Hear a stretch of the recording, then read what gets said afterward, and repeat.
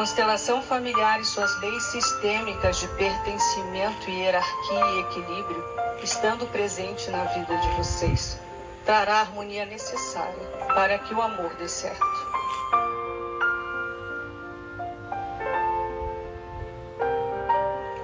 No casamento, temos duas famílias que chegaram antes, que são nossas famílias de origem.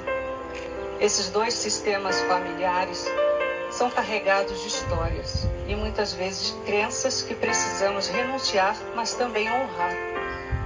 Essa renúncia é para que possamos ir para essa família atual de forma leve e adulta.